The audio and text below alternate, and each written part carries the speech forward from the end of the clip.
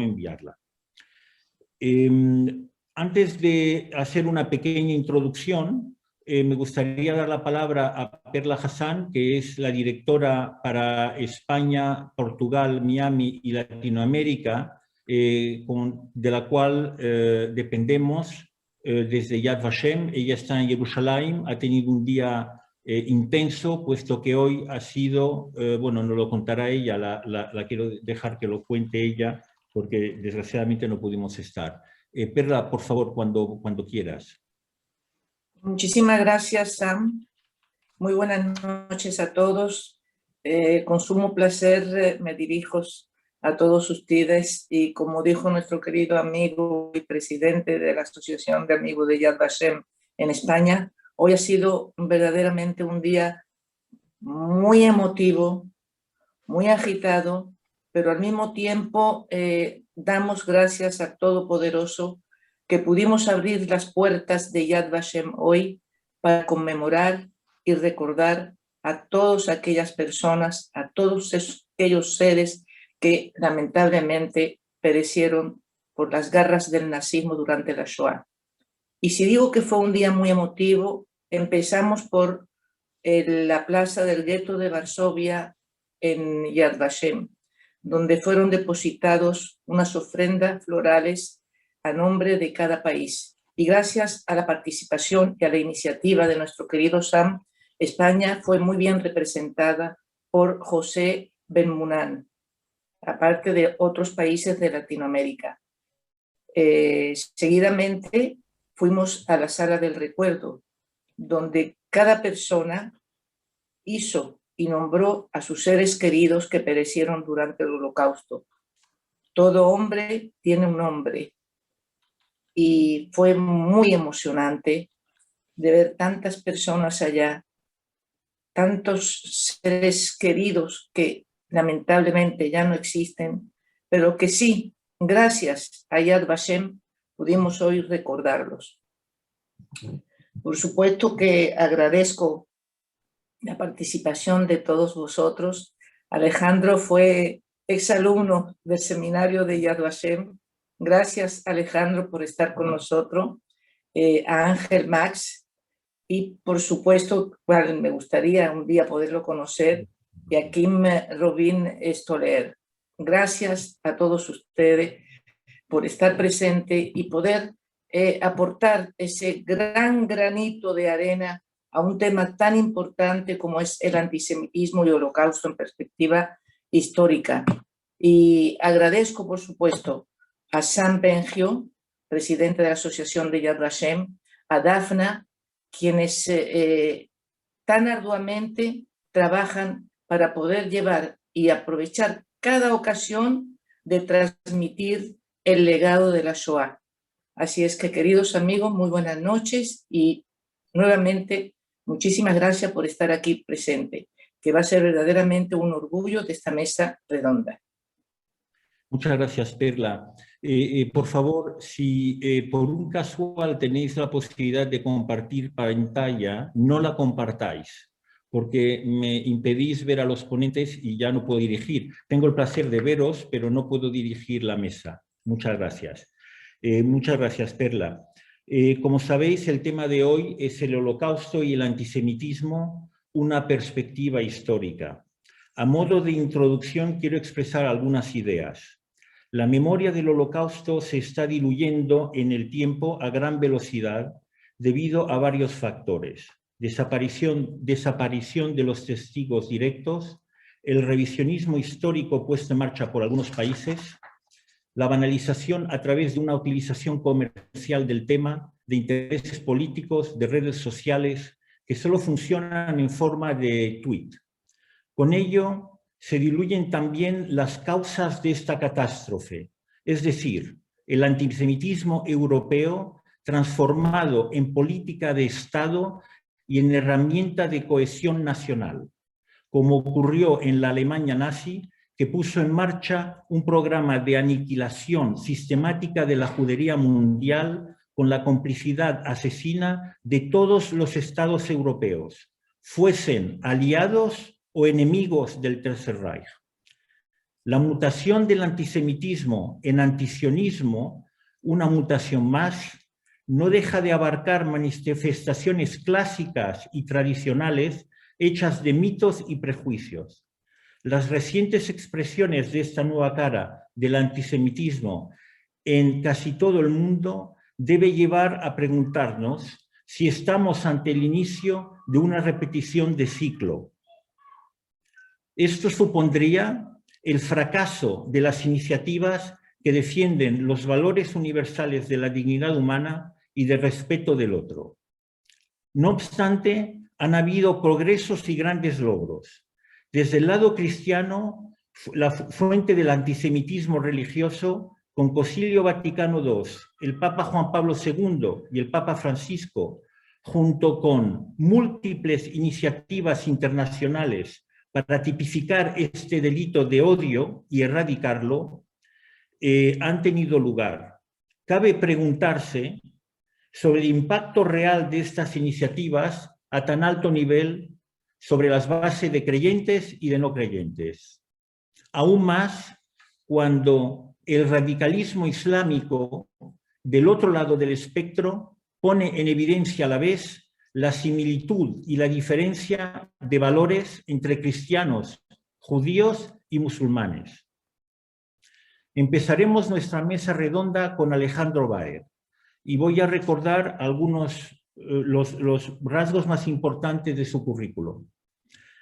El doctor Alejandro Baer es profesor asociado de Sociología y director del Centro de Estudios del Holocausto y Genocidio de la Universidad de Minnesota. Después de completar su doctorado en la Universidad Complutense de Madrid, ocupó cargos en universidades de Madrid, Bayreuth y Múnich. Sus intereses de investigación actuales abarcan la justicia transicional y la política de la memoria después de la violencia masiva, el procesamiento cultural de los genocidios coloniales y el antisemitismo, con especial atención a España y al mundo de habla hispana. Ha organizado con la Federación de Comunidades Judías de España 4 seminarios internacionales sobre antisemitismo en Madrid y ha sido miembro del grupo Gesher Bnei Brit de lucha contra el antisemitismo en Madrid. Entre sus publicaciones se encuentran libros como Recuerdo y Representación, el testimonio audiovisual, Imagen y Memoria del Holocausto y Memoria y Olvido en la era post-Holocausto. La ética de Nunca Más, en coautoría con Nathan Schneider, 2017. Alejandro, por favor, cuando quieras. Muchas gracias, Samuel, y muchas gracias por esta invitación al Comité Yad Vashem España. Y quiero saludar a los presentes, Yad Vashem también a los conocidos y amigos que están en Yad Vashem en Israel y muchos amigos que he visto en la lista de participantes. Quiero también reconocer a los sobrevivientes de la Shoah que están presentes en esta sala de Zoom. En una conferencia internacional sobre educación y holocausto que tuvo lugar en Yad Vashem en el 2010, Alain Finkielkraut, escritor y filósofo francés, dijo lo siguiente: los europeos queríamos apagar las llamas del antisemitismo con el agua de la memoria y parece ahora que estamos agregando con la memoria gasolina al fuego. No desalienta el odio, lo alimenta. ¿No resulta esto paradójico? El recuerdo de la Shoah alimenta nuevas formas de hostilidad y resentimiento. Ahora, esto que dice Finkielkraut en el 2010 no es algo nuevo. Ya en la inmediata posguerra, el filósofo y sociólogo judío-alemán Theodor Adorno ya había dicho que en la casa del verdugo no hay que hablar de la soga, porque de lo contrario se suscita resentimiento. Y hay diversos autores que han llamado a este fenómeno antisemitismo secundario, que sería este resentimiento que las víctimas generan en los victimarios o en sus descendientes cuando se les recuerda su crimen. Y como dice Henrik Broder, en un sarcasmo, los alemanes no perdonarán nunca a los judíos por Auschwitz. Ahora, ¿cómo se expresa o como se expresaba entonces, en la inmediata posguerra, el antisemitismo secundario, a través de mecanismos de compensación de la culpa. Por ejemplo, el bombardeo de Dresden, ¿no? Mencionarlo amortizaba de alguna manera el crimen de Auschwitz o lo relativizaba. O a través de actitudes contrarias o muy distorsionadas con respecto a las compensaciones y restituciones que el Estado alemán estaba dando a las víctimas, o que supuestamente las víctimas, así se presentaba, extraen al Estado alemán. Y Alemania no ha dejado de ofrecer ejemplos de este fenómeno hasta el día de hoy. Políticos de la CDU y muy especialmente hoy de la AfD, de la Alternativa por Alemania, un partido de derecha nacionalista o de extrema derecha, han dicho en repetidas ocasiones que ya se había hecho suficiente penitencia, que un memorial de la vergüenza como el de Berlín no tenía cabida en la capital alemana, que el nazismo solo era una, como dijo Gauland, ¿no? Uno de los cargos altos del partido, que era una caca de pájaro en la historia alemana que debía de reconocerse de forma afirmativa y una identidad nacional fuerte alemana. En definitiva, que había que pasar página. También las percepciones del Estado judío están entrelazadas con el antisemitismo secundario. Y aquí Matthias Künzel, a quien seguro que conoce bien Kim Robin, dijo lo siguiente, que hay una tentación psicológica en ver en los judíos a brutales asesinos. Porque entonces, dice Künzel, nosotros los alemanes tendremos nuestro saldo de culpabilidad equilibrado. Ahora, ¿es exclusivamente alemán este rechazo de culpa que genera hostilidad antijudía? Lo cierto es que Auschwitz ha dejado de ser exclusivamente un significante de culpabilidad alemana para extender sus sombras sobre toda Europa. Y se manifiesta, por tanto, también estas formas de hostilidad, aunque con matices en algunos casos diferentes. Y el mencionado Finkelkraut plantea que hay una particular lectura del Holocausto que produce en Europa una brecha con Israel y con el mundo judío. La culpa alemana sería una culpa europea porque se enlaza la memoria de la colaboración con el nazismo con el recuerdo vergonzante de la aventura colonial europea. La Europa postcriminal, escribe Finkelkraut, está atrapada en su rol de juez penitente, siempre en guardia contra sí misma. El lema nunca más, en ese sentido, es un nunca más Europa, nunca más perpetradores, y en esa Europa del nunca más, todo conflicto, pero muy especialmente aquellos que competen al occidente postcolonial, como es el israelí-palestino, es interpretado en base a un guión arquetípico de verdugo-víctima. Un guión que está suministrado precisamente por la memoria de Auschwitz. De alguna manera Europa se enorgullece de su arrepentimiento y siempre está en guardia contra sí misma. Y Finkelkraut dice que esto es distinto en los Estados Unidos. Él dirá que la América democrática lucha contra sus adversarios, pero que Europa cruza espadas con sus fantasmas. Ahora, esto fue escrito en El nombre del otro hace casi 20 años, creo. Y yo, viviendo en Estados Unidos desde algunos años y conociendo esta sociedad, yo creo que, y lo que estamos viendo todos que está sucediendo en los últimos años, es que también Estados Unidos está lidiando con sus fantasmas. Y aquí son los crímenes de la esclavitud y la desposesión indígena. De alguna manera se dirá, ¿no?, en estos, sobre todo, sectores liberales, progresistas y la izquierda en Europa y Estados Unidos, que hemos aprendido las lecciones del Holocausto, pero las lecciones universales, ¿no? Israel, dirán, es como la encarnación de todas las propiedades negativas de las que Europa y también ahora en este proceso de Estados Unidos supuestamente se están desprendiendo o se han desprendido. Entonces, Israel realmente aquí no es un país real, envuelto en conflictos reales, sino una especie de pantalla en que se puede proyectar todo lo que es malo en la historia de Europa, ¿no? Chauvinismo, etnocentrismo, nacionalismo, colonialismo. Esa es un poco esta visión estereotipada y distorsionada que genera, digamos, esta forma de entender lecciones universales del Holocausto. Sobre esto, sí, obviamente, ¿no?, en Israel y los judíos en la diáspora, que tenemos un vínculo identitario y, digamos, espectro de posibilidades y cómo se manifiesta ese vínculo identitario es muy amplio, como sabemos. Perdona. Israel y los judíos, digamos, nos hemos convertido en una decepción, de alguna manera, ¿no?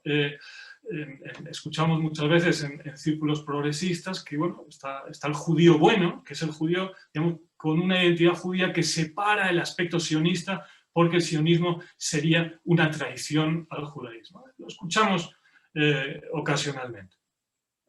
Ahora, desde luego que aquí se canalizan resentimientos antisemitas, pero digamos, ponerle a esto la etiqueta antisemitismo, pues no, muchas veces creo que no es suficiente para entender el fenómeno. Lo que tenemos es, como decía, lecciones opuestas con respecto al Holocausto y es las lecciones que se extraen en Israel y el mundo judío. Israel, precisamente por el fracaso de la experiencia judía en Europa, que el sionismo ya anticipó antes de la catástrofe, se define en términos étnicos, culturales, particularistas, ¿no? Sus criterios de ciudadanía, al igual que los que configuran su memoria colectiva, no son en ese sentido universalistas o no son tan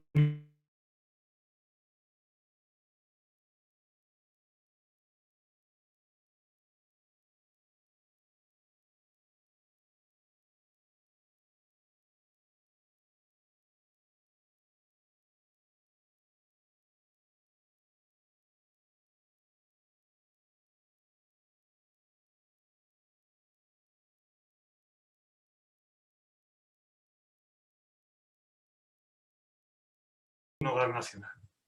Es decir, hay un conflicto de perspectivas con el mundo judío y ese es especialmente acentuado en sectores progresistas de izquierda y obviamente toma formas absolutamente exageradas y directamente antisemitas en sectores de la extrema izquierda. Ahora, veamos cuál es el escenario de forma más global. Y también tenemos un fenómeno nuevo, que es esta nueva derecha, derecha populista, nacional populista, en Europa, como el Fidesz en Hungría, el mencionado AfD en Alemania o Vox en España, que como vemos muchas veces tiene una visión que también es muy estereotipada de Israel, ¿no? Y que también proyecta sobre Israel elementos que en realidad tienen con la propia identidad y con luchas que tienen menos que ver con Israel como con el contexto nacional. Es decir, ¿cuál es esa visión estereotipada? Bueno, Israel como una especie de Estado étnica y religiosamente homogéneo, algo monolítico, algo a imitar, ¿no? Un Estado fuerte, nacionalista, etc. Y sobre todo que sabe muy bien cómo mantener a raya al Islam, ¿no? El Islam visto como la mayor amenaza para Occidente, ¿no? El fantasma del Islam. Entonces, una visión estereotipada que la izquierda condena y que la derecha muchas veces aplaude. Sobre esto se puede hablar mucho porque antisemitismo y filosemitismo son muchas veces dos caras de la misma moneda.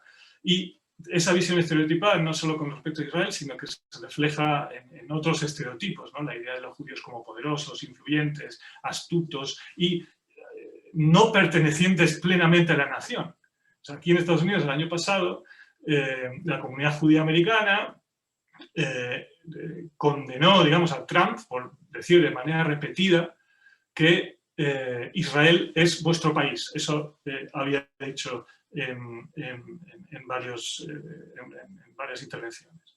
Y también llamó a los judíos demócratas como desleales. O sea, está jugando con el estereotipo de una doble lealtad y en fin, lo que vemos es que está la cuestión de un estereotipo que el judío no es plenamente nacional. Que vemos que cruza barreras ideológicas o políticas. Continúo.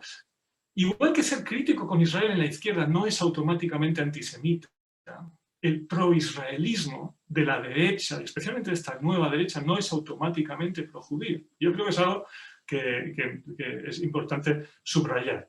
Y el partido AfD es posiblemente, ¿no?, este partido de extrema derecha alemán, el partido más pro-israelí de todos. De hecho, es el que hubo una moción contra el BDS el año pasado, que generó mucha controversia y mucha discusión, pero fue propuesta por la AfD. En España tenemos a Vox, ¿no?, que es abiertamente pro-israelí. Dentro del espectro político español, seguramente, por lo visto, habría que ver, ¿no?, pero creo que esas declaraciones pro-israelíes son muy claras en el caso de Vox, ¿no? Y también se apresura muchas veces a denunciar el antisemitismo de izquierda con o sin razón, pero al mismo tiempo Vox se entrega a las teorías de la conspiración, invocando la figura demonizada del filántropo judío George Soros, al que acusan de apoyar el separatismo catalán, de financiar la inmigración irregular en España. En definitiva, el judío, ¿no?, que conspira, que se alía con los enemigos de la patria, la anti-España, nada nuevo.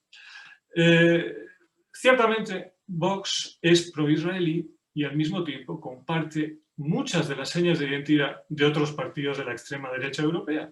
Ese nacionalismo exacerbado, la crítica al multiculturalismo, el agitar con el fantasma de la inmigración y del Islam, el euroescepticismo.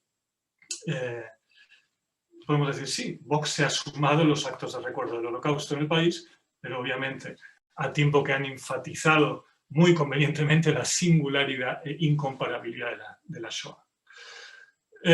Usos, instrumentalizaciones, ¿no? El uso instrumental, que tampoco es nada nuevo. La cuestión judía y lo judío en España siempre ha sido un elemento, un arma arrojadiza para echar culpas al adversario.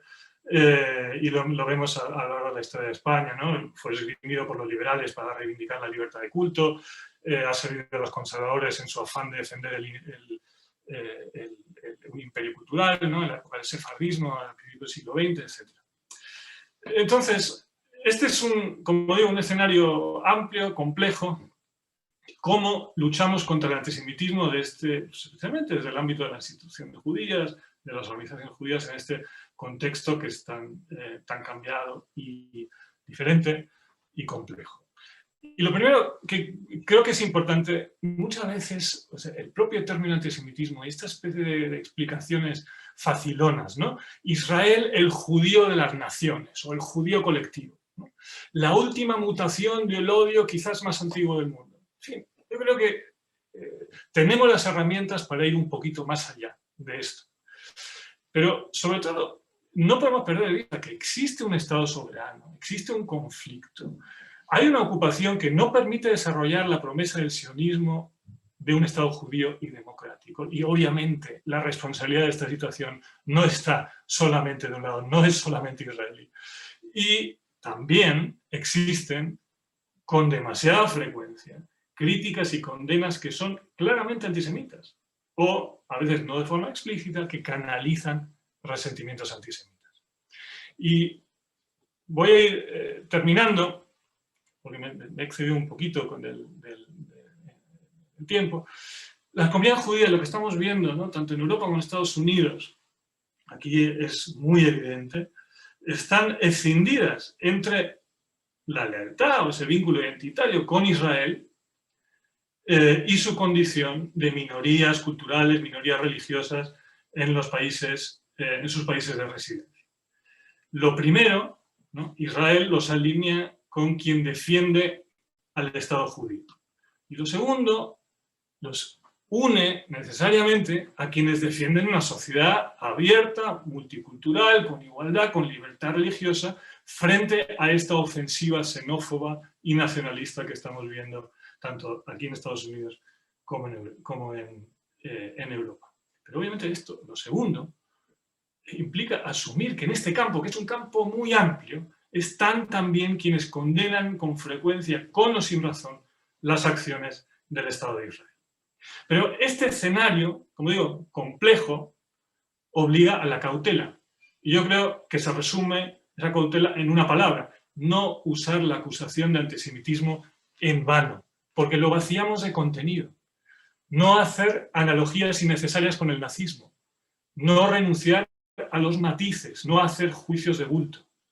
Y trabajar con diferentes sectores, ¿no? Vuelvo a como empecé: educación y holocausto, cómo podemos trabajar con educadores, con policías, con ONGs, cómo se pueden tender puentes, cómo se puede formar en Shoah y en historia judía. Y yo creo que se está haciendo un trabajo importante desde hace muchos años en España, y Yad Vashem lo está haciendo, Casa Sefarat Israel, a través de la formación de profesores, a través de su compromiso con la IDA, la definición de antisemitismo, que ahora se ha adoptado en España, la Federación de Comunidades Judías de España, los seminarios sobre antisemitismo, el trabajo importante del Observatorio contra el Antisemitismo. Y obviamente la denuncia no debe dejar de ser firme, pero cuando es pertinente.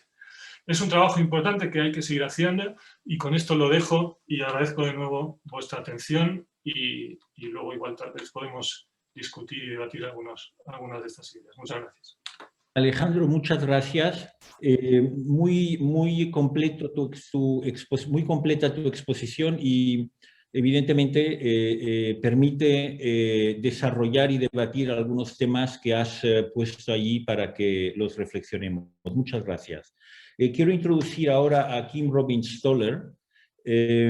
Kim es cofundadora y presidenta del Consejo del Instituto Internacional para la Educación y la Investigación sobre el Antisemitismo.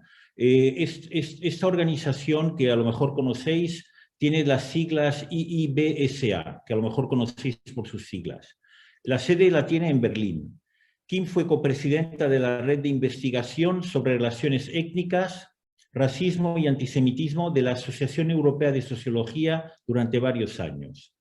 En los últimos 10 años, Kim ha participado en reuniones de expertos sobre antisemitismo en múltiples organizaciones y ha dado conferencias en varios ministerios y en el Parlamento Europeo. Las investigaciones de Kim se centran en el nacionalismo y el antisemitismo disfrazado de odio contra Israel, las estrategias para enfrentarse al antisemitismo y el antisemitismo entre los islamistas y los movimientos nacionalistas árabes. Kim, por favor, gracias por estar con nosotros, y cuando quieras. Muchas gracias, Samuel. En primer lugar, me gustaría agradecerles la invitación a este evento, y también saludar a mis copanelistas Alejandro y Ángel, y también quiero agradecer a Perla y a Dafna para ese evento. Y en la preparación de esa mesa me daba cuenta también que, por un lado, yo vivía en España hace muchos años, por un medio año, y también hemos hecho algunas conferencias en conjunto en España, los seminarios sobre el antisemitismo con Alejandro y también Carolina y otros de la Federación. Y también hemos trabajado con Yad Vashem en el pasado, también con la sección de España, pero hace muchos años. Por ejemplo, llevábamos gente de Marruecos para el Día de la Memoria del Holocausto a Yad Vashem, una experiencia muy importante, pero también muy dura, que ellos, los chicos y chicas de 15 años estaban atacados después de regresar a Marruecos, también físicamente. Entonces ya tengo una historia con los panelistas, también con Ángel por otros lados, que me estoy contenta de estar con vosotros hoy. También gracias por permitirme hablar en Yom HaShoah, un día de memoria que se encuentra especialmente, que se recuerda especialmente en Israel y en la diáspora judía. Un día diferente al Día Internacional de la Memoria del Holocausto, que también se conmemora en España desde hace más de 10 años, creo, que en enero, los eneros. Yom HaShoah hace referencia al asesinato masivo de judíos europeos que se llevó a cabo hasta la industrialización y el increíble sufrimiento que tuvieron que experimentar los asesinados y los supervivientes. Este proyecto liderado por los alemanes y llevado a cabo con colaboración con los voluntarios, sobre todo europeos, representa una singularidad en la historia de la humanidad y al mismo tiempo señala la peculiaridad del antisemitismo moderno. La Shoah representa el intento de exterminar a todos los judíos del mundo. Este proyecto solo fue detenido militarmente por los aliados. Los alemanes elaboraron conceptos para los territorios bajo su dominio y las futuras conquistas asumidas, como deportar y exterminar a los judíos que se encontraran bajo su dominio. Esta es la especificidad del antisemitismo, su carácter universal y eliminatorio. La ideología del antisemitismo está vinculada al concepto de exterminio. Esto representa su singularidad y el peligro particular que representa. Sabemos por las reflexiones del historiador Daniel Goldhagen que se requieren tres cosas, las condiciones, por así decirlo, para que el holocausto se llevara a cabo. En primer lugar, que los sectores relevantes de la población que la apoyaban y estaban dispuestos a practicar el exterminio.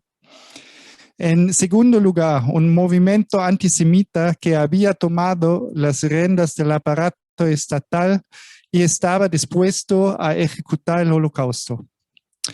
Y tercero, una constelación internacional de estados que ha permitido que se lleve a cabo el proyecto de exterminio. ¿Qué nos dice eso para hoy? En primer lugar, hay que dar la máxima prioridad a la lucha contra una ideología como el antisemitismo de carácter eliminatorio. El antisemitismo no es una ideología como cualquier otra sobre la que se puede tener una opinión u otra. No se trata, como escribió Jean-Paul Sartre en sus reflexiones sobre la cuestión judía, de una cuestión de gustos, como si a uno le gusta más el color azul o rojo. El antisemitismo es una pasión a la que hay que hacer frente. En segundo lugar, el antisemitismo está profundamente vinculada a la forma de sociedad cristiana y postcristiana y capitalista en la que los procesos sociales, a menudo mal entendidos, se proyectan ilusionariamente sobre los judíos, a los que se culpa de los efectos negativos aparentes o reales. Los antisemitas ven la solución de este problema en la solución de la cuestión judía. El mal solo se puede erradicar de este punto de vista con los judíos. Aunque pueda haber desarrollos sociales que traigan consigo el antisemitismo en grandes oleadas, hay que estar preparado para ello y tratar de establecer tabús socialmente reforzados que puedan contrarrestar el antisemitismo. Esto incluye también la acción del Estado y de la sociedad civil, pero se desclara de ello. Uno de los objetivos debe ser el establecimiento de estructuras estatales y de la sociedad civil que hagan frente al antisemitismo. Llevamos años desarrollando conocimientos en este ámbito, lo que ha contribuido a establecer dichas estructuras y algunos mecanismos. Bueno, podemos hablar de eso un poco más tarde. Hay que enfrentar a los actores que promueven el antisemitismo o incluso organizan campañas antisemitas. Esto abarca desde la derecha radical, pasando por los grupos de algunas izquierdas, hasta algunos de los grupos palestinos, los panarabistas o islamistas. Cuando esto esto se intenta implementar a través de instituciones estatales o casi estatales y ejércitos armados, hay que contrarrestarlo especialmente. En el caso de los islamistas de Hamas, de Hezbollah, a Irán en particular. Irán ha convertido en su proyecto declarado la destrucción de al menos los judíos en Palestina. El sionismo funciona aquí como una clave para el mal mundial. Ya he abordado dos de los puntos mencionados por Goldhagen.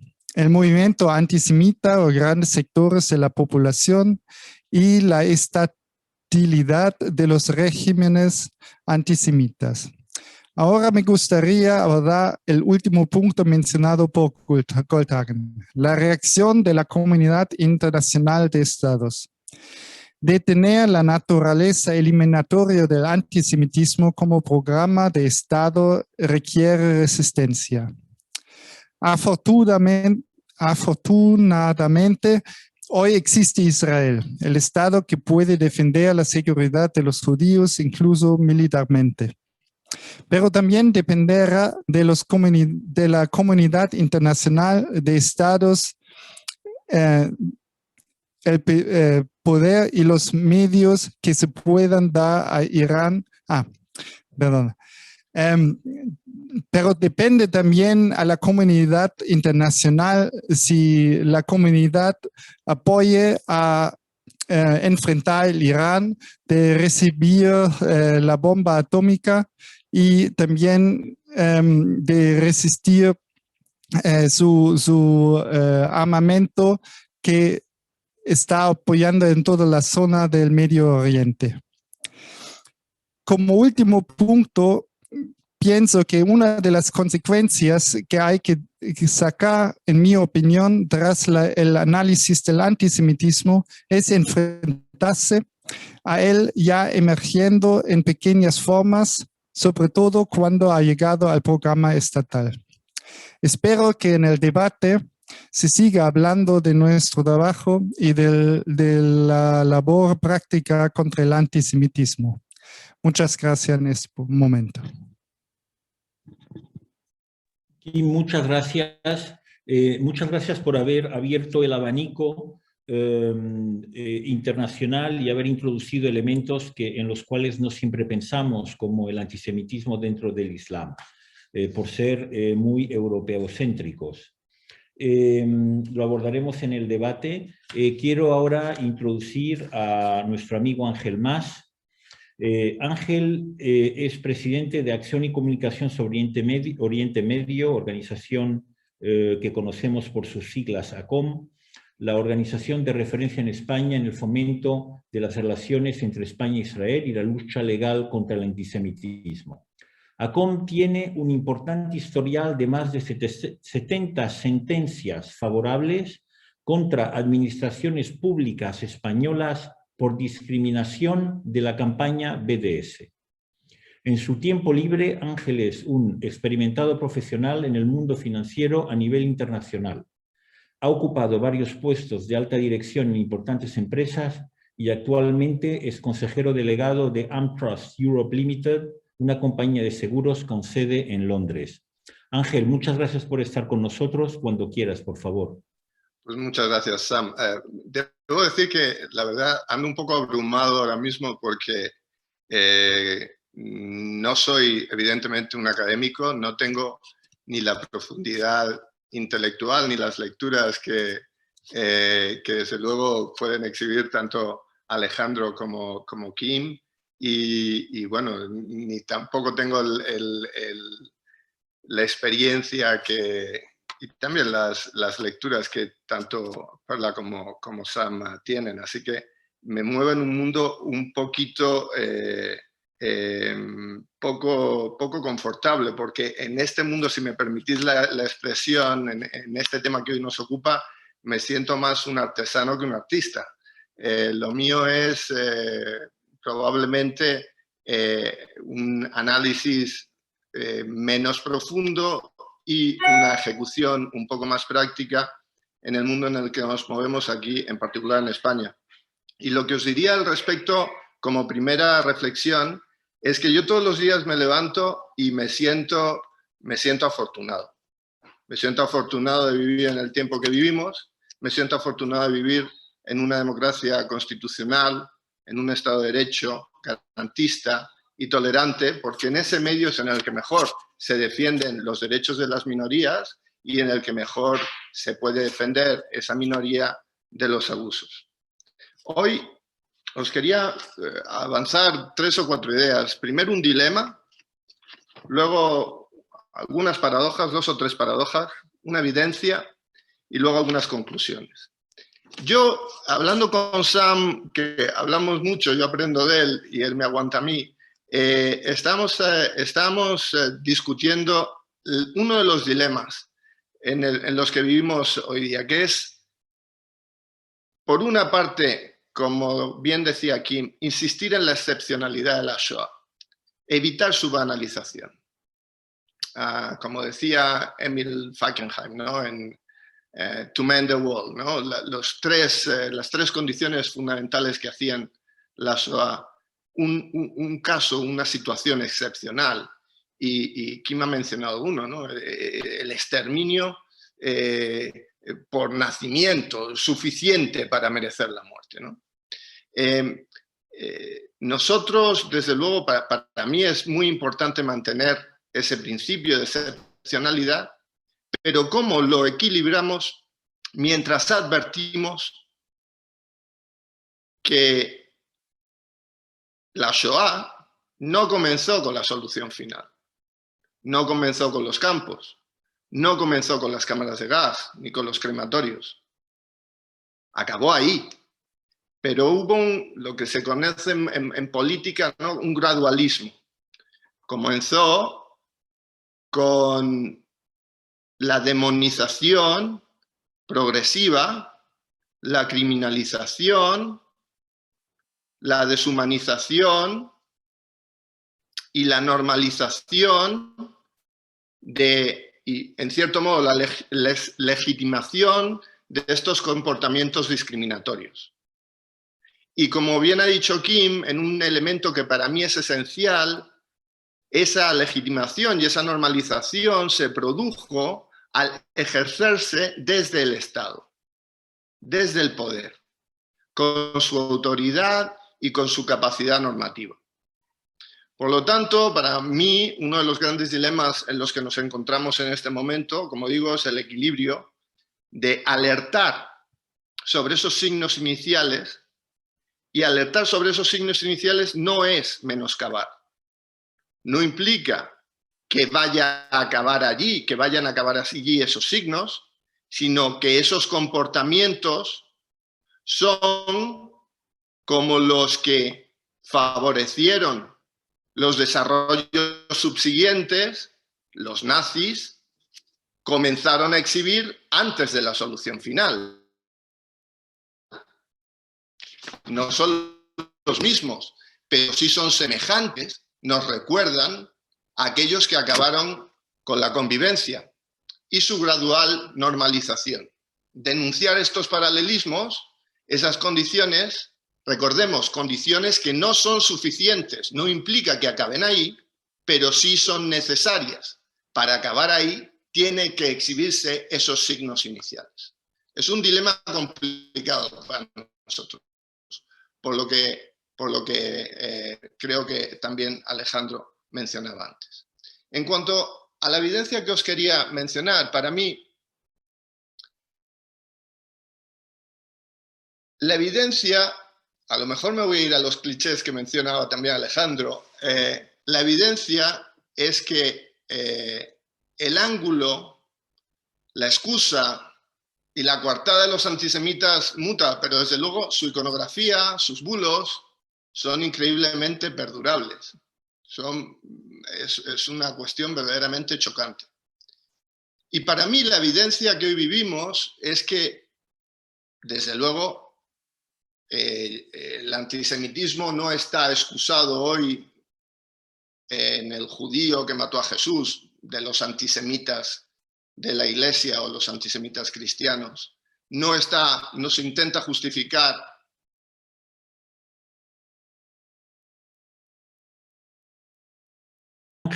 Ángel, te has silenciado. Vale, perdón. Han sido 5 segundos. Ah, vale, no, decía que ya no es el buscar la victimización de aquel que se percibe desleal con el Estado, como los nacionalismos del 19, la affaire Dreyfus, ni desde luego por la supuesta degeneración genética que excusaban los nazis. Pues sí, yo sí creo que se trata de aplicarlos a algo que es el judío colectivo. Y para mí no es una simplificación, es una síntesis. Porque hay un hogar nacional judío, se aplica esos clichés, esas burdas medidas persecutorias al único Estado judío, solo a él, a sus ciudadanos, al Estado donde viven la mitad de los judíos del mundo, al Estado que apoyan la inmensa mayoría del resto de los judíos de la diáspora. Y fijaos, se criminaliza en general, se criminaliza a sus instituciones, pero se criminaliza, se deshumaniza a sus ciudadanos. Los ataques generalizados de brocha gorda al Sahal, a las Fuerzas de Defensa de Israel. Es un ejército popular donde sirven todos los ciudadanos judíos del Estado judío. Padres, madres, hijos, generaciones. La deshumanización del Sahal es la deshumanización del ciudadano israelí. Se deslegitima la mera existencia del Estado, cosa que es única entre la familia de los Estados. Se sataniza todo lo que hace. En España, los que hayáis seguido la campaña de vacunación de Israel, ha sido verdaderamente psicotrópico ver cómo se intentaba buscar cualquier ángulo para demonizar, para satanizar una campaña que no distinguía entre personas, que no distinguía entre minorías, y sin embargo se buscaba el ángulo. No, lo hacen solo con los judíos. Y el doble rasero, por tanto evidente. No hay nada más, no hay nada que un antisemita deteste más que un judío que no acepta su papel de víctima. El judío débil, el judío que aspira a ser meramente tolerado. Un antisemita detesta al judío que tiene la capacidad y la voluntad de defenderse y además de hacerlo por sí mismo. Y por tanto esa fijación compulsiva y enfermiza se aplica ahora al Estado de Israel. Para mí las paradojas que esto levanta en la actualidad son varias. Primero, que los supuestos portaestandartes de la lucha por la igualdad contra el racismo, son los que hoy promueven hoy en España, en el siglo XXI, la discriminación por motivo de pertenencia a una minoría, por motivo de ideas, por ejemplo, ser sionista, o por origen nacional, por ejemplo, ser israelí. Esto está sucediendo hoy en Europa, en España, y por los mismos que a su vez dicen defender ideales de igualdad o de derechos humanos. La segunda paradoja es que los que de un modo más evidente banalizan la Shoah, equiparándola a cualquier situación, cualquier cosa que suceda en el mundo, pues son los mismos que promuevan las actividades discriminatorias que mencionaba. Os voy a dar dos ejemplos muy recientes de estas semanas en España. Se ha comparado la vida de los judíos en los campos con la vida de los madrileños bajo un gobierno X, del color X, en Madrid, en este caso conservador. O se ha equiparado el Hospital Zendal, que es un hospital para el tratamiento de COVID, con un campo de concentración. Y eso se ha hecho desde medios que claramente así, o perspectivas ideológicas, banalizan la Shoah, pero son los mismos que promueven estas actividades discriminatorias contra las que luchamos legalmente, como es el BDS. El BDS en España ha buscado excluir a todo aquel, no solo a los israelíes, que ya es grave porque es inconstitucional discriminar contra los ciudadanos por razón de su origen nacional, sino también contra excluir a civil, económica, socialmente, a personas que estamos asociadas, que públicamente simpatizamos con el Estado judío. Hay señalamiento, hay listas, sí, hay listas. Se exige a israelíes o a judíos percibidos como próximos a Israel a denunciar y a renunciar a esa proximidad al Estado judío con el fin de no ser discriminados. Eso le pasó al cantante Matisyahu, un judío norteamericano, aquí en España, solo por esa percibida proximidad a Israel, y solo a él, a ningún otro. Y como hacía el Santo Oficio, auto de fe, denunciar y renunciar. Y por último, por supuesto, la paradoja más evidente, pero no es la primera vez que sucede, es que estos comportamientos no vienen de hooligans. No vienen, al menos de hooligans percibidos, no viene de la turba poco formada. Viene de la academia. Viene del mundo de la cultura, del mundo de las artes. Y en muchos también de los medios. Y como ha dicho Kim, todo patrimonializando, usurpando las instituciones de nuestra democracia, abusando del poder del Estado para atacar a una minoría. Y por eso nosotros tenemos 70 resoluciones judiciales. Estas resoluciones judiciales lo prueban. Nosotros hemos buscado el amparo de nuestro Estado de Derecho. Por lo tanto, en mi conclusión, insisto, el antisemitismo tiene más peligro cuando se ejerce desde el poder. El poder de la Iglesia en la Edad Media, el poder del Estado-nación, del nacionalismo de los 19, el del totalitarismo de los estatistas del siglo XX. Y por eso, aunque sigue siendo peligroso, por supuesto, el antisemitismo con un origen religioso, hay sectores ultramontanos pero la Iglesia no tiene esa voluntad, como ha explicado Sam. El antisemitismo de la ultraderecha y de los neonazis y de los skinheads, que no dejan de ser hoy día, pues más que un residuo lamentable, con la relevancia que tienen, desde luego en votos ninguna, en España.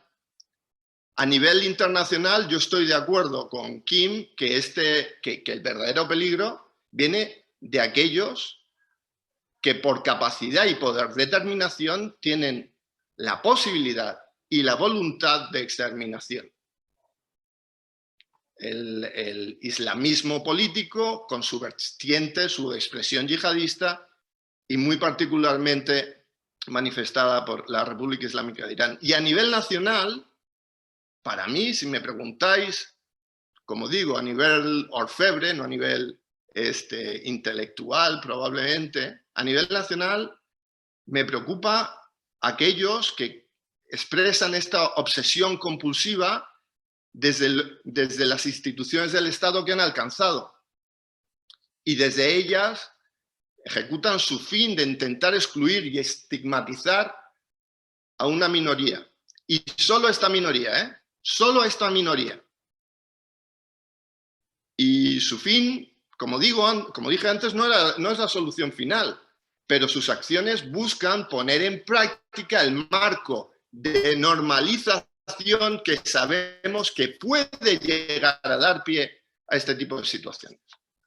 Por lo tanto, para mí, el test fundamental siempre lo intentamos aplicar desde ACOMES. Mirad, un antisemita, ya sabemos, hay muchos chistes, muchos clichés, pero sin entrar en detalles, un antisemita que se preocupa, se horroriza, expresa pesar por los crímenes de la Shoah mientras intenta discriminar, criminalizar, deshumanizar, satanizar a los judíos vivos y donde viven esos judíos vivos, no me creo su sinceridad.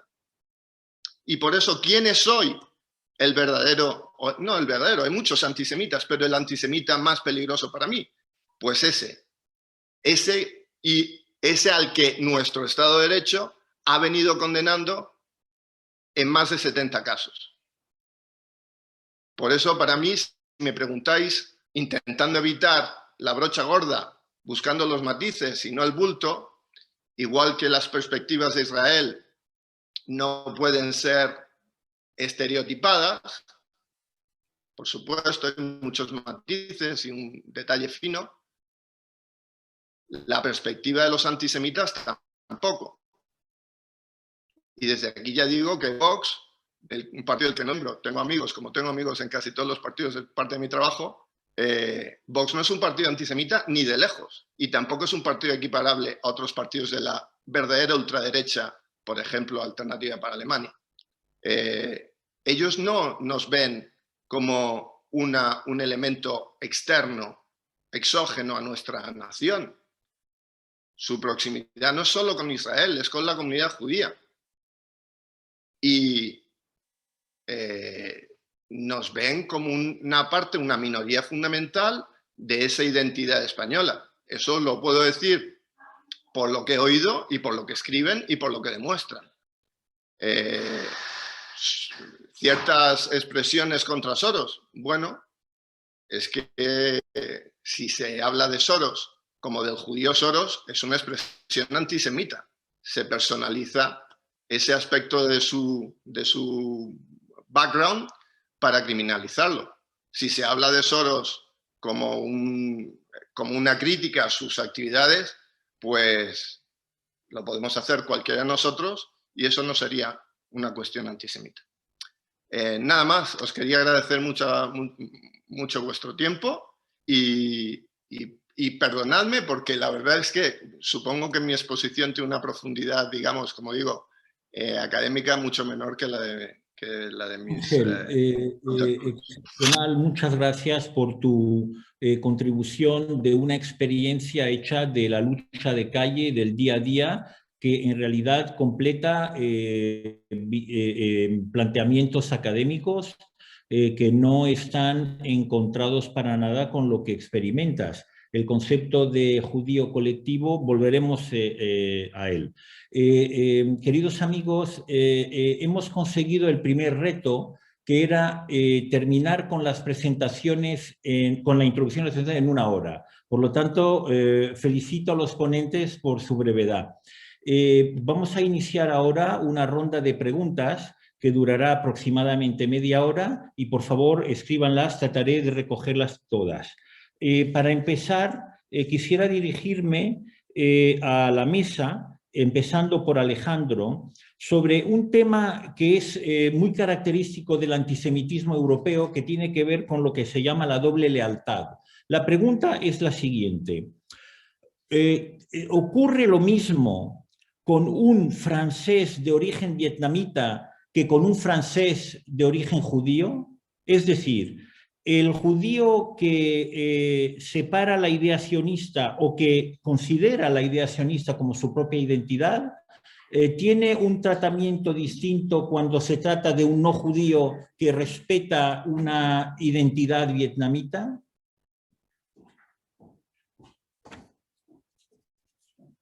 Alejandro. No entiendo muy bien la pregunta. ¿El vietnamita como un ciudadano vietnamita que reside en Francia? No, la pregunta es, si un francés de origen judío, si a un francés de origen vietnamita se le trata de la misma manera o con la misma acusación de doble lealtad que tiene que soportar un francés de origen judío. Bueno, el caso francés habría que preguntar a alguien de allí, no lo conozco a fondo, y también habría que saber quién hace esas acusaciones. Yo creo que por lo general, justamente por la visibilidad que tiene el conflicto israelí-palestino, la cuestión judía está mucho más presente y ha estado siempre mucho más presente, también por la historia de la cuestión judía y del antisemitismo en Europa, que un grupo migratorio de un país del sudeste asiático sobre el que hay un conocimiento mínimo, ¿no? Entonces yo creo que eso, desde luego, digamos, la visibilidad es muy importante. Yo creo que quizás también por eso, cuando es verdad que se aplica un doble rasero con Israel, desde luego, y el BDS es un ejemplo patente, pero si uno dice, claro, ¿por qué no se boicotea Arabia Saudí por política en Yemen, por ejemplo, ¿no? O por qué no boicoteamos a un país? Pero ahí es la cuestión de decir, cierto, muchas veces hay resentimientos antisemitas y se vehiculizan a través de la cuestión de Israel. Pero hay otra cuestión también. Es decir, que el conflicto israelí-palestino es como una especie de placa tectónica en Occidente, por lo cual que no tiene ni Yemen ni los uigures en China. Entonces, todo eso activa o hace que la gente tenga muchas veces cierta información o cierto conocimiento, mucho del cual es muy superficial y muy estereotipado, y ahí es donde entra, obviamente, también el prisma antisemita. Muchas gracias, Alejandro. Kim, ¿quieres opinar sobre este tema de la doble lealtad?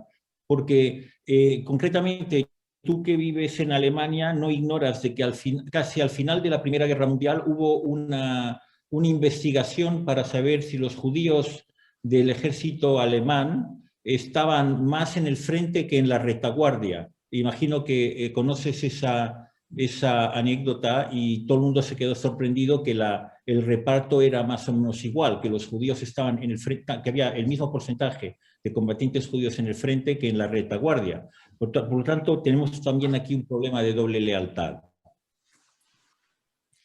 Bueno, yo creo que, bueno, es un poco en general es la cuestión sobre cuál es la diferencia entre el antisemitismo, sobre todo desde hace cuando existe Israel, y el racismo en general.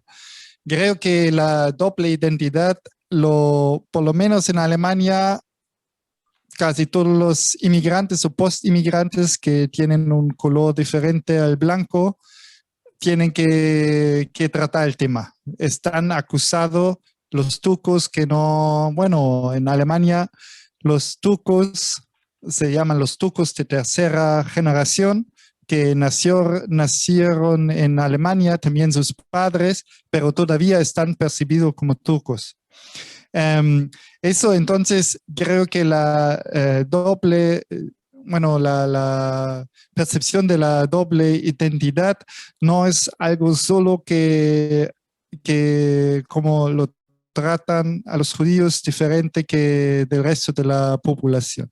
Pero la cosa especial del antisemitismo es que claro que desde hace siempre, o no, bueno, digamos por lo menos desde el siglo XIX, la cuestión del antisemitismo siempre era en relación con el nacionalismo de los Estados-naciones europeos. Significa que a los judíos lo trataban como de, ¿cómo se llama?, quinta colonna, o de, de no ser propios alemanes, o en otros lados también de los otros Estados-naciones. Con el tema de Israel es una novedad, porque claro, hay solo un Estado judío que es Israel. Entonces la relación entre los judíos y Israel es un poco especial, es diferente que de un musulmán con los estados musulmanes, que hay el argumento, claro, se podría decir que hay acusaciones a musulmanes por lo que están haciendo ISIS, o no sé cómo se llama en el castellano. Pero bueno, eso es un poco una generalización que se pone también a musulmanes, pero en el caso del antisionismo, claro que lo que ha dicho Alex y también Ángel antes, que siempre hay la acusación sobre todo lo que está haciendo o cómo es la percepción de lo que está haciendo Israel, porque muchas veces es una predicción a Israel en menos la realidad, que acusando que Israel son, no sé, matan a los niños y cosas así. Bueno, lo Muchas dejo así. gracias, Tim. Ángel, ¿quieres pronunciarte sobre el tema de la doble lealtad? Muy rápidamente, porque en España tanto la ultraizquierda hoy en el poder como los neonazis y movimientos así, es lo primero que nos sacan, ¿no? Somos agentes sionistas, somos agentes de Israel. Ante eso, para mí, la respuesta adecuada es decir, no es que tenga doble lealtad, es que tengo lealtades compartidas y quiero normalizarlo. Quiero normalizarlo. No hay ningún problema. Los judíos americanos tienen su lealtad a su Estado, a Norteamérica, a los Estados Unidos de Norteamérica, y tienen una afinidad profunda, íntima e incluso política con el Estado de Israel. Y en España la hispanidad tiene también que ver con eso, ¿no? Con la proximidad, la familiaridad, el cariño, el apoyo a que desde luego los descendientes de españoles más directos tienen hacia España. Pues a mí me interesa normalizar la lealtad compartida que sentimos los judíos españoles a nuestra nación que nos da el pasaporte y a Israel. La diferencia es que esa acusación en España y en muchos países pasa a sublimarse a este nivel, al nivel de, ¿os imagináis en algún momento que alguien, por tener origen marroquí, por ser marroquí, por tener familia marroquí, por tener afinidad con Marruecos, por tener familiaridad con Marruecos, que en España un partido político que está en el gobierno fomentara su exclusión, su discriminación y el boicot contra ese ciudadano que vive en España solo por esa asociación, familiaridad, proximidad con Marruecos, sobre la base de lo que el gobierno de Marruecos hace, por ejemplo, en el Sáhara? ¿Os lo imagináis ni remotamente? ¿O lo que hacen los rusos en Crimea y por lo tanto cualquier ciudadano que ande por aquí por Madrid y sea de origen ruso se le discrimine? ¿O lo que hacen? Porque no estoy hablando de los yugures en China, estoy hablando de la Unión Europea. Estoy hablando de Chipre, el norte de Chipre, ocupado por Turquía y que aquí a los turcos, sobre la base de un cierto... Pues no, yo creo que hay una fijación obsesiva, compulsiva y desde luego diferenciada contra los judíos y contra Israel. No es evidente. ¿Puedo? No sé si tienes más preguntas, simplemente por el hilo de un comentario anterior. Sí, tengo una pregunta. Sí, te oigo, Alejandro. Tengo una pregunta que... tengo más preguntas. Tengo una pregunta que viene de unos buenos amigos que tiene que ver con tu exposición sobre la reacción que uno puede tener a propósitos declarados como antisemitas. ¿Cuáles serían los criterios para reaccionar ante una manifestación antisemita? ¿Es preferible en algunas situaciones ignorar ciertos mensajes para no contribuir a la difusión de estos mensajes o hay que reaccionar sistemáticamente, puesto que has dicho que hay que tratar de filtrar cuáles son las reacciones? Entonces, la pregunta es sobre cuáles son los criterios que hacen que en ciertas situaciones hay que reaccionar y en otras situaciones es preferible no reaccionar.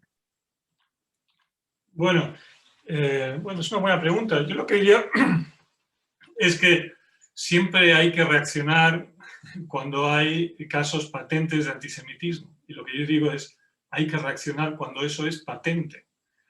Pero denominar y el uso de la acusación de antisemitismo muchas veces no es apropiada. Y entonces no se trata de obviar, y también lo he dicho en la intervención, es que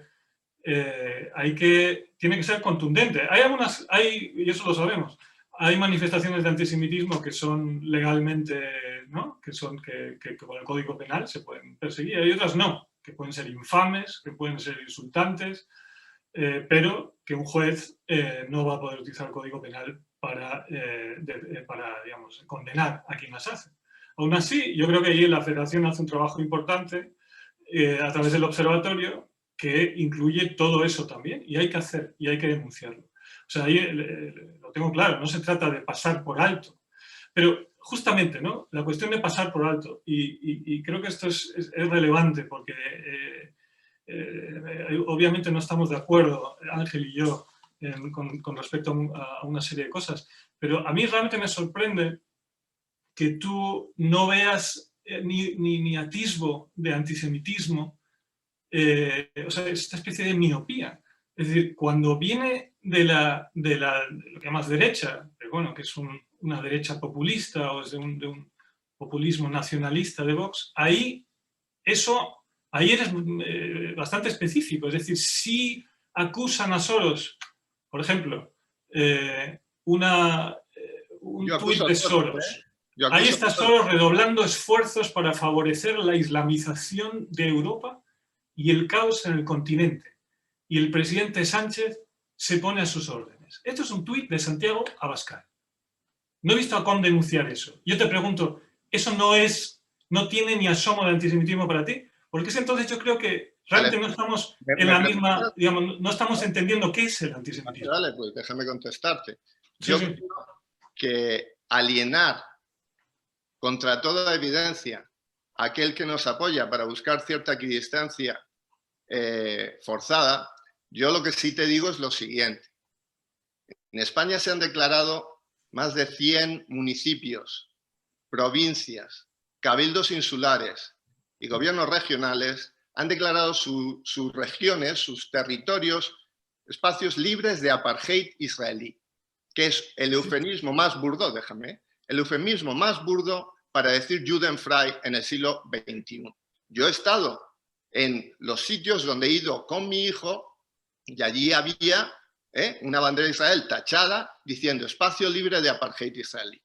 Eso es el más burdo eufemismo. Y contra eso, como vivo en un Estado de Derecho, los tribunales han ya emitido 70 sentencias en contra y ninguna que hayamos perdido. Contra eso tenemos un partido, si quieres singularizarlo en Vox, como digo, es que hay muchas extremas derechas. Los nazis llaman a Vox lo que nos llaman a nosotros, siervos del sionismo, esbirros del capital judío. Lo mismo, los verdaderos neonazis, los que estuvieron el otro día en el cementerio de la Almudena haciendo pues una exhibición lamentable, patética. Y contra esos, pues claro, no solo lo identifico, es que los llevo a los tribunales también, como los hemos denunciado. Ahora, unos señores que vienen del Partido Popular, que hacen una expresión de cercanía, de proximidad, de simpatía.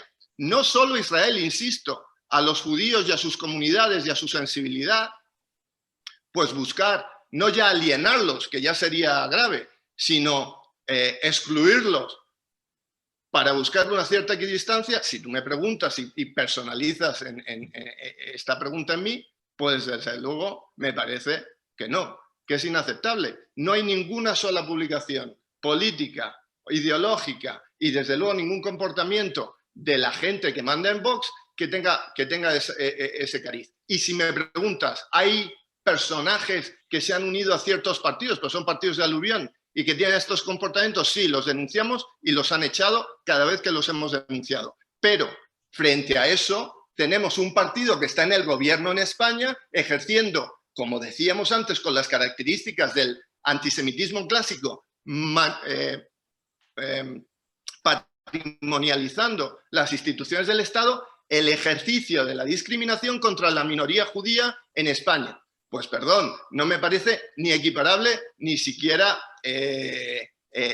como ejercicio intelectual. Esa es mi respuesta. Muy brevemente, si me permites. Es que antes hablaba de que con esto, y sobre BDS, evidentemente el BDS es discriminatorio y las sentencias siempre lo han confirmado y han anulado esas propuestas. O sea que en ese tema no hay... Pero yo la cuestión... Déjame terminar. Solo un segundito. O sea, yo lo que digo es que el fundamental en la lucha contra el antisemitismo es ser creíble. Y fundamental en la lucha contra el antisemitismo es tener un rasero de medida que es igual, porque eso es lo que estamos exigiendo exactamente nosotros. Entonces, si tú dices, Ángel, si tú dices el BDS, que todos lo condenamos y nos alegramos con las sentencias en contra del BDS, pero tú dices que eso es Judenfrei, y estamos en Yom HaShoah, y en la conmemoración del Holocausto. Sí. Estamos pidiendo no hacer analogías banalizadoras. Y eso es una analogía banalizadora. Igual... Distribuir desde el poder, desde el municipio donde gobiernan, a todos los restaurantes, a todos los espacios públicos, pegatinas así de grande que ponen en la puerta: esto es un espacio libre de apartheid israelí.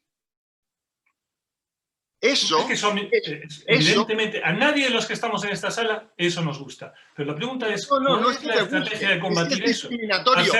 Es discriminatorio, Alejandro, y no lo digo yo.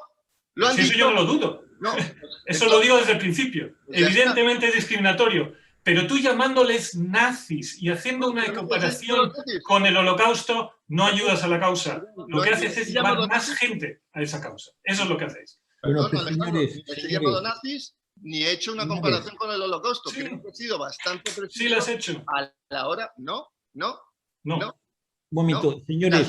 Cuando coges una imagen... Como te dije antes, las leyes de exclusión vienen antes, mucho antes del Holocausto y mucho antes de la Shoah. Es la normalización desde el Estado de la discriminación. Déjame preguntarte. Cuando vosotros, desde ACOM, y eso lo encontré esta mañana y me dejó perplejo, cogéis una imagen del 33, del boicot, Kauft nicht bei Juden, no comprar a judíos, y con Photoshop le ponéis el tema BDS, eso no es banalización de la causa. Fotos, no, pues por supuesto, eso no es. Por supuesto que no. Hay dos fotos que son absolutamente paralelas. Uno es un militante nazi enfrente de un negocio judío, solo por ser judío, diciendo no compren a los judíos, y un militante del BDS en un supermercado francés diciendo no compre esto porque viene del Estado judío. Perdóname, si no aceptamos que no es evidentemente exactamente igual, pero que la mutación sigue los mismos clichés, las mismas burdas características, los mismos sucios vericuetos, si no lo podemos identificar, entonces no estaremos identificando los pasos previos que llevan precisamente, no suficientemente, pero sí necesariamente a situaciones mucho más complicadas. Señores, yo os agradezco vuestra pasión, porque, no, sinceramente, Alejandro y Ángel, os lo agradezco porque es un tema que genera este tipo de emoción y de pasión al tratarlo, y entiendo de que ambos estáis de acuerdo sobre lo discriminatorio que es. Ambos y cada uno de vosotros discrepa sobre el tipo de reacción que hay que tener. Me gustaría cambiar de tercio y ir hacia Kim con una pregunta concreta relacionado con su conocimiento del antisemitismo musulmán. Creemos y pensamos que el antisemitismo es sobre todo europeo, por una Europa cristiana, etcétera, etcétera, etcétera, y una historia que desgraciadamente tuvimos que atravesar. ¿El antisemitismo musulmán se nutre de qué? Bueno, es una pregunta un poco larga, o no, la respuesta un poco. Bueno, de mi punto de vista hay dos cosas. Una es el papel de cómo bajo de la religión, del Islam, la relación con los judíos en la historia. Entonces, eso es una parte, pero claro, no es lo que ha pasado desde el siglo XIX y el siglo XX. Lo nuevo desde el siglo XIX y el siglo XX es que en todo el mundo había la modernización y también había el proceso del desarrollo del capitalismo, los cambios sociales, los cambios entre los géneros, los cambios, la introducción en algunas partes de la ciudadanía, de la igualdad entre los seres humanos y tal. Entonces, y además había el desarrollo de los movimientos antisemitas que sobre todo en el siglo XX se ha trasladado también en el mundo más musulmán más fuerte que lo había antes. Entonces había un cambio un poco de una cuestión religiosa, bueno, del status timi, de los judíos bajo el control de los poderosos islámicos, de la cuestión religiosa clásica de dhimmi a una forma moderna del antisemitismo moderno y también de movimientos modernos como el islamismo y el desarrollo de por ejemplo, los hermanos musulmanes en el siglo XX. Y esos movimientos también tienen el islamismo y el islam político en el centro de la ideología. Por un lado, el Estado de Israel tiene un papel muy especial porque es en el terreno islámico existe un Estado judío que no debe existir allá. Entonces es central en la ideología islamista el concepto de la destrucción de Israel. Eso por un lado. Por el otro lado es la percepción de los judíos en el islamismo que eso dependiendo del movimiento, pero muchas veces está también basado en consideraciones o pensamiento de ideología de conspiración, por ejemplo, ¿cómo se llama? Los protocolos de los sabios de Sion, por ejemplo, está muy conocido, pero eso no solamente en el islamismo, también en el panarabismo estaba muy, muy importante. No es una cosa que solamente está relacionado con el islamismo. Lo dejo aquí porque se puede hablar mucho del tema de eso. Y muchísimas gracias por tu exposición. Hay muchos de nosotros, pues venimos de Marruecos y efectivamente experimentamos una radicalización del entorno después de la creación del Estado de Israel. O sea que entiendo de que es un fenómeno ligado a una nueva, a una geopolítica que cambió a partir de un cierto momento. Antes, pues existía hermandad, o así nos lo contaban nuestros padres, y pues lo asumimos. Hay una pregunta relacionada con el tema de la educación, es decir, si el antisemitismo es exterminio y hay que luchar con él, por lo tanto, parte de esa lucha está compuesta de educación. Y la pregunta es cómo se puede educar a líderes que no tienen cultura suficiente como para entender estos conceptos y los pueden utilizar sin darse cuenta de las consecuencias que pueden tener, es decir, exterminación. Kim, si quieres empezar a responder a este punto. Perdona, estaba leyendo los comentarios en el chat. Por favor, que tal vez Alejandro o Ángel pueden empezar y voy a seguir después. Alejandro, el tema de la educación, ¿no? Es decir, cómo educas a líderes que no se caracterizan por un conocimiento muy desarrollado para que entiendan lo nefasto que pueden ser políticas de discriminación y concretamente antisemitas. Sí, bueno, yo creo que es el caso que tenemos en España, ¿no? En gran medida. O sea, hay...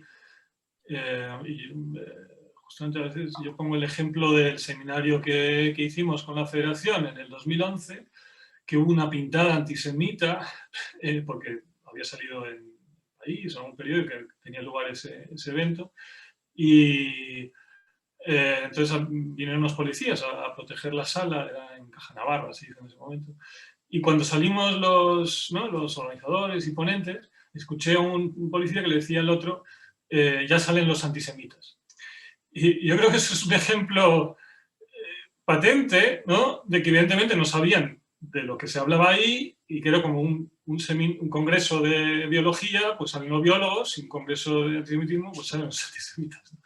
Entonces, creo que el gran problema que hay y que sigue habiendo, ¿no? Ha habido en España y sigue habiendo, es un poco lamentable después de 40 años de democracia, porque es realmente una asignatura pendiente, que no se ha educado sobre qué es la historia del antisemitismo. El Holocausto llega muy tarde, por suerte ahora hay muchas iniciativas, ¿no? Está la red de profesores que ha desarrollado el Centro Sefarad de Israel, y tengo entendido también que Yad Vashem está trabajando con ellos. O sea, hay muchísimo trabajo por hacer, pero, y casi insistiría sobre ello, ¿no? Lo importante en el trabajo educativo es ser precisos y claros y no generar ruido. Y con todo mi respeto, Ángel, Acom, yo creo que genera ruido y entorpece ese trabajo. Lo quiero decir claramente porque me parecen muy grandes los esfuerzos importantes, ¿no? Que mucha gente ha puesto en décadas. Y en ese sentido es un trabajo que hay que seguir apoyando y hacer un trabajo serio, un trabajo que llegue a mucha gente. Y sobre todo lo que vemos también en España es que el desconocimiento genera a veces algunas declaraciones que son absolutamente... la gente lo sabemos, ¿no? Tenemos experiencia de lo que vemos, ¿no? Que la gente dice cosas que son manifiestamente antisemitas sin saber que lo son. Forman parte del lenguaje, forman parte bueno, desde las tradiciones populares y, bueno, con el tema de Israel, evidente, ¿no? Constantemente aparecen los estereotipos y tópicos antijudíos. Entonces, sí, eso se combate, desde luego, con esclarecimiento, con educación y con constancia. Y, bueno, cada uno poner un poco ahí de su lado y intensificar esos proyectos y apoyarlos. Muchas gracias Alejandro. Ahora puedo. Por favor. Sí. Bueno, yo creo que hay algunas posibilidades que se podía hacer. Por un lado, lo que está pasando en Europa, y eso también está reflexionado, yo pienso en España por un poco, por lo menos, es que se necesita para analizar el tema de antisemitismo y para reconocer el tema antisemitismo se necesita una definición que toda la gente puede entender, desde la persona policial hasta el juicio, los políticos y lo demás. Que esa definición, que es la más conocida y la más usada en el mundo, que es la IHRA, bueno, de IHRA Definition, de la International Holocaust Remembrance Alliance, bueno, lo dejo en inglés, que es bastante útil, que por lo menos se puede usar y se puede debatir y explicar con esa a policías y a otra gente de qué forma antisemitismo puede tener. Por ejemplo, voy a poner 2 ejemplos de Alemania del tema de no reconocer el antisemitismo. Por ejemplo, durante la guerra entre Hamas y Israel en 2014, fue atacado una sinagoga por 2 palestinos que intentaban de quemarla, y después el juicio decía que no era antisemita porque era crítica a Israel. Bueno, esa es una cosa. Entonces, para cosas como esos, es muy importante de tener una definición. Otra cosa que ha pasado en Alemania, por ejemplo, es fueron atacados dos israelíes que hablaban en hebreo en un parque en Berlín solamente por ser israelí. Físicamente les golpeaban. Y la policía y también no solo la policía, pero algunos académicos decían que no es antisemita porque eran israelí. Es el conflicto israelí-palestino y lo demás. Entonces yo pienso de esos son solo algunos ejemplos. Para eso es muy importante de tener una definición y a través de ella explicar a la gente con descripciones cuáles son los tipos de antisemitismo que existen hoy en día. Y bueno, tú lo sabes y también creo que algunos otros.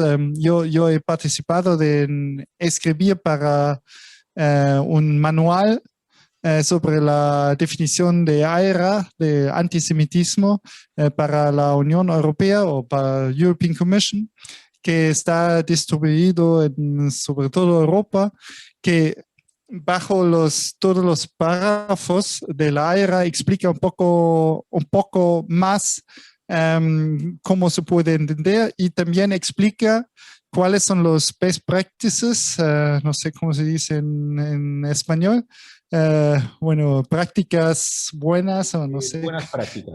Buenas prácticas, qué se puede hacer y qué ya se ha hecho. Entonces, ¿cómo se puede implementar la AERA definition en diferentes partes del Estado y de la sociedad? Y eso es al nivel del Estado o del gobierno que lo ha adaptado el Estado español también hace algunos meses, pero también cómo se puede involucrar en la educación de la policía, en la educación de los jueces, en la educación de diferentes sectores de la sociedad y del Estado, de los maestros en las escuelas, cosas así. Entonces, eso se puede usar como ejemplos que se puede hacer contra antisemitismo y educar a la gente, sobre todo en las diferentes funciones del Estado. Muchas gracias, Kim, por haber insistido en la importancia de las definiciones.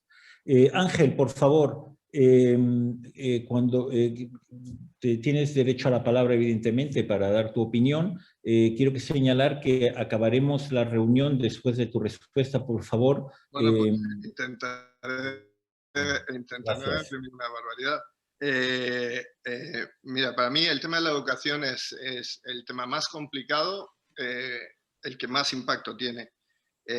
Hablamos de educación de jóvenes y hablamos de educación de adultos también. En la educación de jóvenes, por ejemplo, la inclusión en el currículum de la educación sobre la historia judía en España y también sobre la Shoah, pues es lo que le mereció a la presidenta de Madrid el premio Hanukkah, creo, este año, y para mí es muy importante, pero desde luego casi una labor de más calado para mí es la visibilidad, la normalización de la vida judía en España. El oscurantismo, la opacidad, en muchos casos genera pues estos mitos que en muchos casos distorsionan y pueden tener pues una perspectiva para aquel que derive en su viaje mental por ahí al oscurantismo y a cualquier teoría conspirativa. Por lo tanto, la visibilidad, la normalidad, es la proximidad de los judíos, de las comunidades judías. Identificarse como judío no es mucha gente lo hace. Yo creo que es bueno para que la gente nos ponga cara y ojos. A nivel político es muy importante para mí, porque al final un país con una comunidad judía relativamente pequeña y relativamente restablecida hace relativamente poco,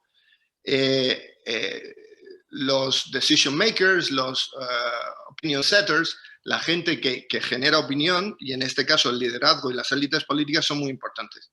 Para nosotros siempre ha sido esencial que estas personas estuvieran particularmente bien educadas sobre este tema.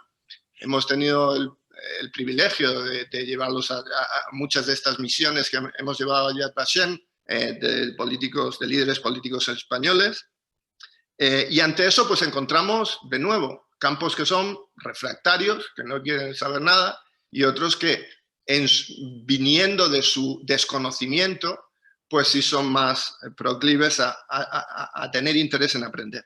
Y para mí la definición de AERA es muy interesante. Hemos estado trabajando ante, de nuevo, la incapacidad de que el gobierno en España, más allá de una aceptación, digamos, general presentada ante los medios, y adoptar a AERA con sus ejemplos, que es muy importante, pues hemos avanzado estas iniciativas en una serie de parlamentos regionales como el de Madrid, el de Andalucía y otros. ¿Por qué es esto tan importante? Hablo porque hay un efecto, hay una labor educativa, pero también hay una labor disuasoria. Por eso los actos de antisemitismo están contemplados en nuestro Código Penal. Y lo que nos dicen los jueces es muy claro. Aunque el Código Penal dice que estas actividades antisemitas son ilegales, no tenemos un cuerpo claro legislativo en el que se explicite en qué consiste un acto o un comportamiento antisemita. Y la ventaja que tiene AERA, la definición de AERA, es que provee esos ejemplos.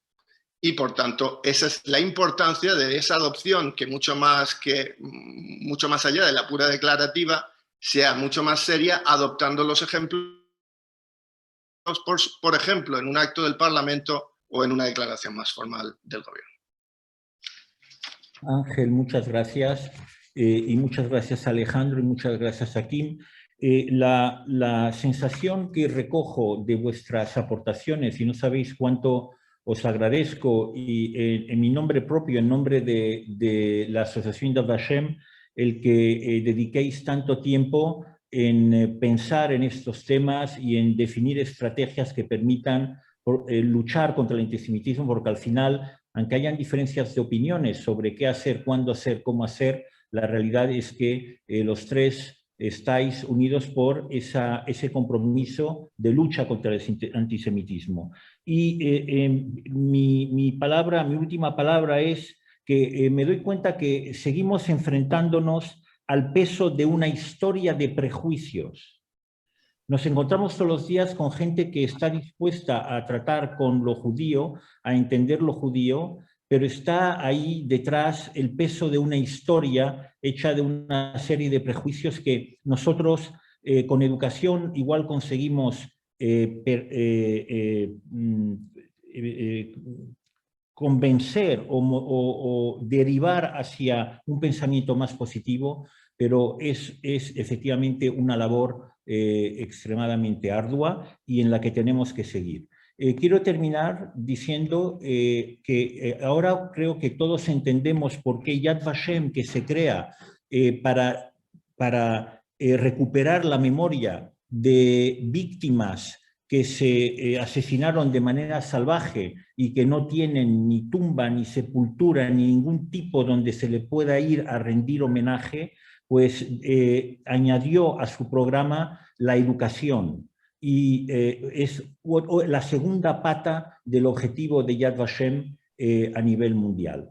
Yo os agradezco a todos vuestra atención. Debo decir que suelo emplear más bien una técnica futbolística, no porque juego al fútbol y porque soy un apasionado de fútbol, sino porque se invita al contrario antes del partido. En el rugby se invita al contrario después del partido. Aquí aplicaremos, dado que no os he podido invitar a cenar a los ponentes, pues os invitaré después del partido. En cuanto se levante la pandemia, sabéis que tenéis una invitación pendiente en Madrid. Muchas gracias a todos. Perla, muchas gracias por estar con nosotros. Muchas gracias por haber entrado. Efectivamente, el debate continúa y la acción, sobre todo la acción, continúa. Buenas tardes. Adiós. Buenas tardes y gracias a todos. Gracias a ti, Samuel, y a Dafna y Nada, Carla. Gracias. Gracias, Samuel. Gracias a todos. Gracias, Ángel. Gracias. Gracias, Perla. Gracias, Ángel.